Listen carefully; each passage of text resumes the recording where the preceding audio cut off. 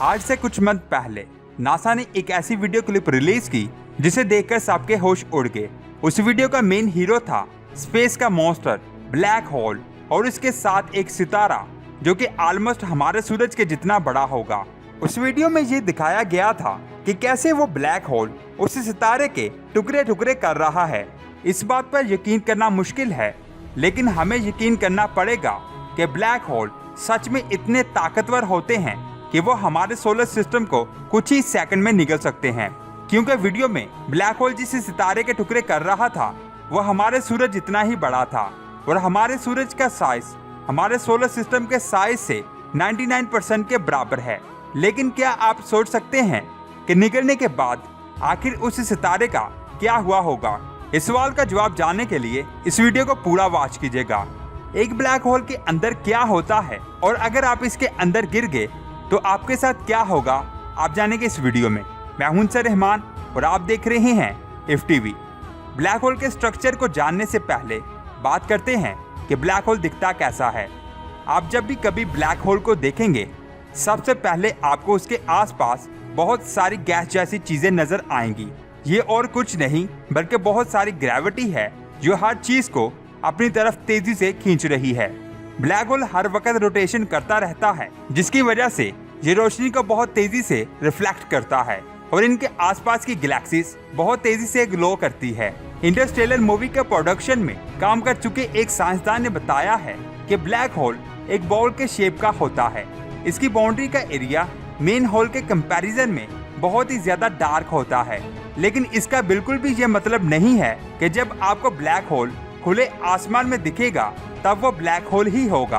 Galaxy पर पड़ने वाली लाइट के रिफ्लेक्शन की वजह से वो आपको गुलाबी रंग का नजर आएगा और ग्लो करेगा। लेकिन क्या होगा जब आप और आपका दोस्त ब्लैक होल को देखते देखते उसमें गिर जाए या फिर आसमान से ग्रेविटी की मदद से हमें अपनी तरफ खींच ले? आइए जानते हैं अगर ऐसा हुआ तो क्या होगा। जब आपके किसी दोस्त को ब्लैक होल अपनी तरफ खींचेगा या ब्लैक होल में गिरने लगेगा तो उसे ऐसा लगेगा कि उसकी बॉडी एक स्प्रिंग की तरह काम कर रही है, मतलब कि उसकी बॉडी स्ट्रेच होना शुरू हो जाएगी। ऐसा इसलिए होता है क्योंकि ब्लैक होल जब भी किसी चीज को अपनी तरफ खींचता है तो ज्यादा ग्रेविटेशनल फोर्स उस चीज के निचले वाले हिस्से पर लगती है। ऐसे ही आपके दोस्त की बॉडी के साथ होगा। जब वो नीचे गिरेगा तब ब्लैक होल उसके पैरों को किसी स्प्रिंग की तरह खींच रहा होगा। आहिस्ता आहिस्ता उसकी बॉडी ब्लैक होल की बाउंड्री तक मूव कर जाएगी, लेकिन इस दौरान उसकी मूवमेंट फास्ट से स्लो होती जाएगी और वो बाउंड्री लाइन पर जाकर रुक जाएगा। लेकिन उसके बाद क्या होगा? ब्लैक होल एक ऐसी जगह है जहाँ टाइम और स्पेस कोलैप्स करते हैं। लेकिन क्या ये बताता है कि हम ब्लैक होल में जाकर खत्म हो जाएंगे? नहीं ना। तो इसलिए पहले आपको जानना होगा कि आखिर स्टीफन हॉकिंग ने इसके बारे में क्या कहा था। स्टीफन हॉकिंग ने ब्लैक होल के बारे में बहुत कुछ बताया था और इनकी थ्योरी के मुताबिक ब्लैक होल रेडिएशन को रिलीज करता है और आहिस्ता आहिस्ता सिकुड़ने लगता है। इसी तरह श्रिंक होते होते वो एक दिन गायब हो जाता है, लेकिन वो इन सब मैटर्स के साथ गायब होता है जो उन्होंने बिलियंस ऑफ ईयर्स में अपनी स्ट्रॉन्ग ग्रेविटेशन फोर्स की वजह से ऑब्जर्व किए थे।